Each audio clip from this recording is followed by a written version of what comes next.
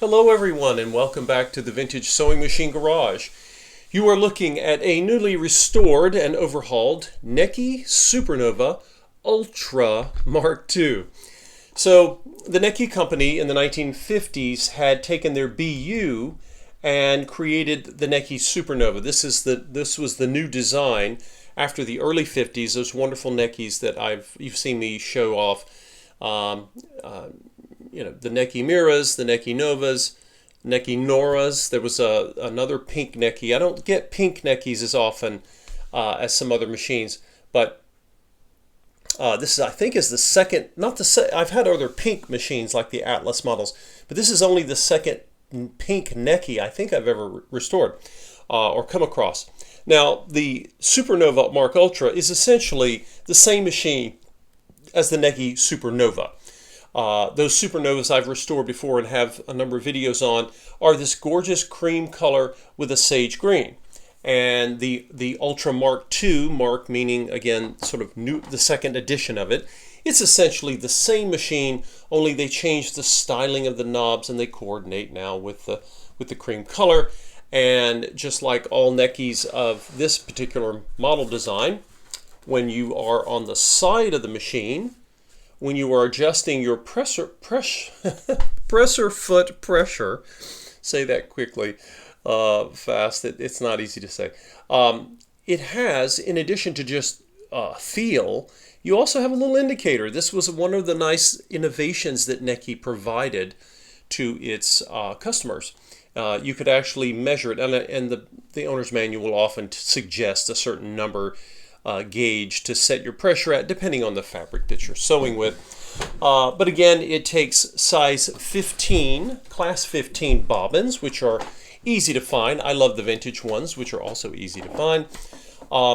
And what else? Of course, over here you can control your feed dogs with this knob here, and you'll notice that they kept the knob here green. And this is like a filler plug here, green. They didn't change these for some reason. I guess they decided to mix in the green from the Supernova from the past. And there is a little swivel piece here that helps keep the machine stable. These machines are so heavy, I never really need it, but it's nice to have.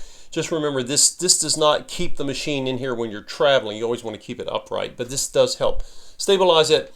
And you have two switches here. There is minimum and there's maximum, okay? Minimum and maximum, so you have two different speeds or RPMs that you can choose from. This was another innovation. That may not sound impressive today, but believe me, in 1957, when this model debuted, it was a big deal. Now, there's also a switch for the light. Now, in the case of the light on this machine, you turn it on. Come over here and you'll see it. Now it's on. And that's also what is going to turn your power on. So some sewing machines have, you just plug them in, and as soon as you hit the speed control, you're ready to sew. And they will often give you, if they're new enough, I don't mean machines from the early 1900s, but if you have a machine that has a light, some machines in the vintage era, you can turn the light on separately or not. But this machine, and you would see this with a lot of the Kenmores later on, you turn on the power by turning on the light switch. It's just, how the design is. But again, we have, what do we have? We have new bobbin winder tire here. And of course, the bobbin winder is nicely hidden and all, notice it's part of the shape of the body. This is Italian industrial design at its finest. They spent a lot of effort and cost in creating just to hide this, right? This is totally subjective. You may not give a flip about that, but I'm just explaining why it's hidden here. It's not missing, it's hidden, and as you pull down, there's a spring that pulls this door down, and then you push down on this lever. Let me give a little close-up here. I think I've shown this before in some of my other videos, but it doesn't hurt to show this. Get our angle right. Okay, so here's the door. I pull down on the door. Notice there's a little lever here right there. If I push down and over, now as I let go, my bobbin tire is engaged with the hand wheel, which of course is what it's going to drive the device itself. And then when you're done, of course, And I have other videos that show how to thread a Necchi Supernova bobbin winder. They're very easy. They're just different than some of the other machines. And beautifully made. This is all metal here, folks, no plastic. And when you're done, you press down, and notice it swivels over, and then as you close it, it's just a beautiful design. No one makes a home machine today with that kind of detail, and they don't spend the money on it like they once did. Again, made in Italy. This would have been made in Pavia, the industrial city in Italy where all the Necchi Italian machines were made. Let's look at the features. We have a little, I call it the hatch here at the top, where you can use cams if you want for decorative stitches. There is, of course, the great innovation for Necchi was bringing ZigZag stitching or overcast stitching to home sewing machines. ZigZag was nothing new. It had been in industrial machines for years, but here you see it in a home machine. Today, a lot of people who are sewers, if you do a lot of sewing, many of you have machines that can do all sorts of things with the computer programs. But this is all mechanical, so you don't have to worry about the software breaking or a micro board breaking. There is no micro board controlling your stitches. This little button here is for reverse, of course. When you want to back tack, you hold it, you push it and you hold it until you've back tacked, and then you release it. It doesn't stay on, I don't believe. Now, you have needle position control. Right now it's in the center, which is where I normally keep the machines. But if you wanted to pull the lever over to the left or to the right to give a right or left bias to your needle position, this was done because there were sewing techniques that this made that easier. Over here, of course, we have, this is the thing that made Necchi so special. They were, again, I believe the first manufacturer or one of the first to really do ZigZag well in a home machine. And of course, this is spring-loaded as well. So what you can do, I have it at 0, which means that's set up for straight stitching. And then if you come here, you take the lever, you push down and come over, and you can lock it in place. Right now, that's a wide zigzag, okay? And you say, well, how do I adjust that? These two little knobs. Now, one thing to remember about these knobs, and I've mentioned this many times, and I like repeating this for a reason. Anything that is on the outside is plastic. When I call these machines all metal, I mean it. They are all steel, and when you look at the inside and underneath, there is no plastic. The only time you see a plastic is, of course, on the knob, which is really just a plastic cover for a mechanical device. Behind here is all steel. So, of course, this has been cleaned and oiled, so you can turn them, and they work beautifully. You just never want to force them if they've been sitting for years. And when I loosen these knobs, each one corresponds to this little black piece here, and you can move them. And if you just want your zigzag to go up to say number 2 and you don't want any further, you can adjust it that way. But they're very simple and easy to use. I like keeping the little gap here between the two, and I'll show that to you when we do zigzag, little zigzag stitching. Oh, what else to say? You can control the dimensions of your decorative stitches with this knob, and the machine has been completely gone through.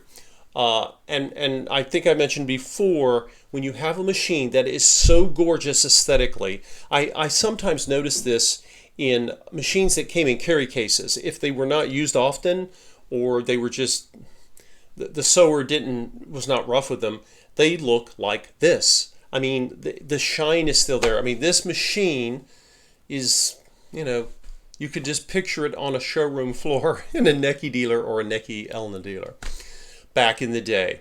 So let's take a look, and the machine is now ready to sew. I've been doing, let's change our angle here a little bit. You'll see where I've been doing test stitching. I always do this with any machine that I offer up to clients, and this one is ready.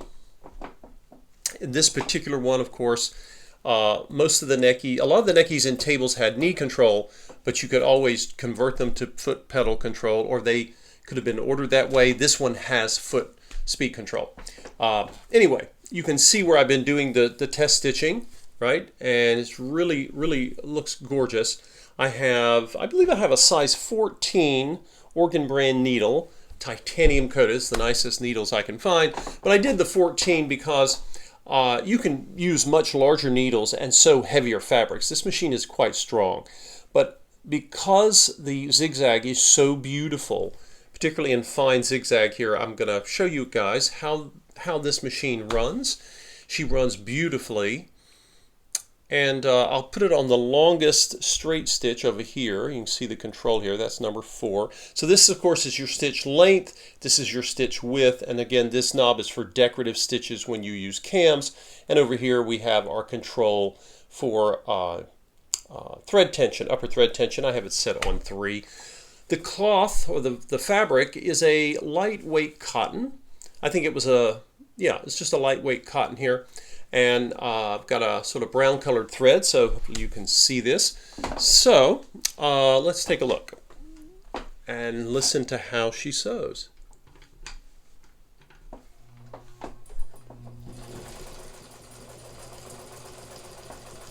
A very quiet machine, and Necchis are known to have very, very little vibration because of the way their parts were engineered to work together. They are remarkable. I'll just come up a little bit here, and you can sew a lot faster than what I'm doing here. I actually like to sew at different speeds. So let's see what we get here.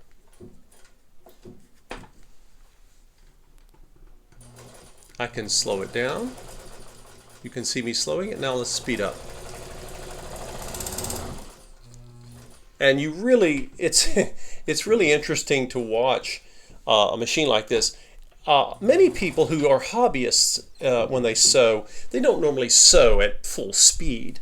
I have met a few people who were garment designers, or they literally made clothes from scratch. And if they did it a lot, they would get good, and they could really sew super fast.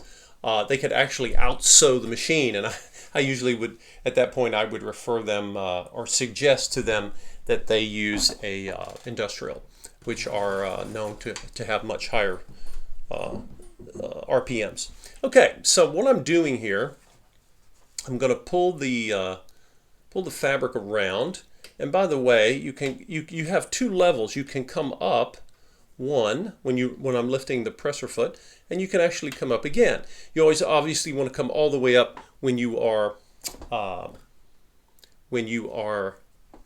threading the machine. Okay, so let's try something else here. It would be nice maybe if I zoomed in, but before I do that, I'll show you the control. So we're going to go from straight to zigzag, and I can choose my width here. Just want to remember to pull the needle up. So I'm going to come over, I'm going to do the widest zigzag because it shows the easiest for you folks on the camera. And I'm going to come over here, and notice I just came down, came over and up, and it's sitting, and I want to snug this piece up here. So now the zigzag is in the widest position, and it's going to remain still until I change it. So let's see as it comes down. And right now I have it on the longest stitch length, and then I'm going to change the length over here, and as I do, we'll come all the way down. I want you to see how wonderful this zigzag is.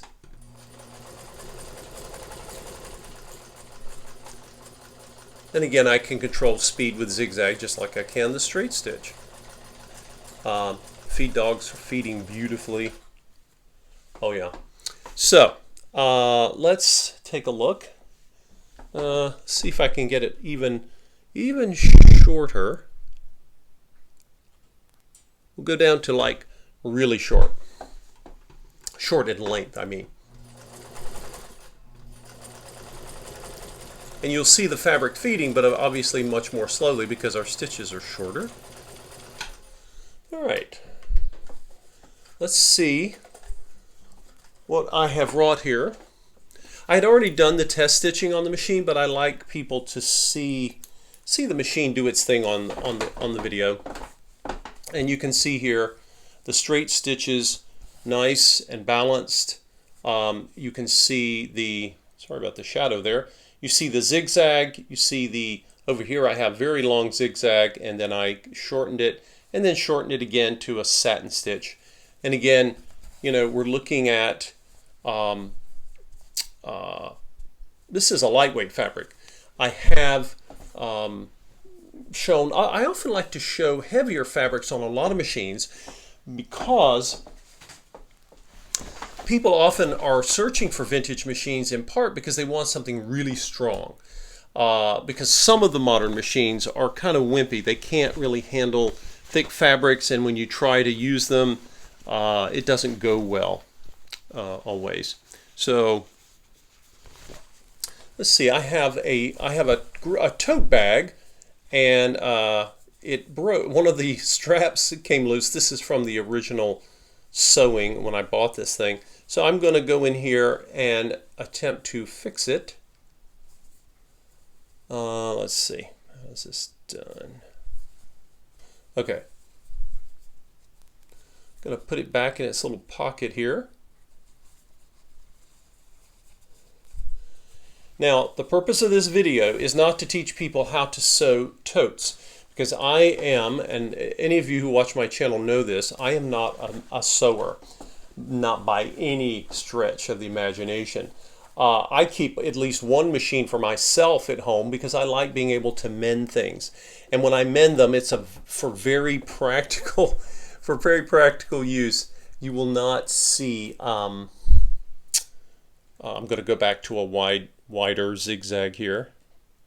You will not see me sewing anything that you would want to show to anyone in terms of sewing. My clients, many of them are just incredible at sewing. All right, so let's. I'm actually going to hold my reverse button because I want to back tack as I start.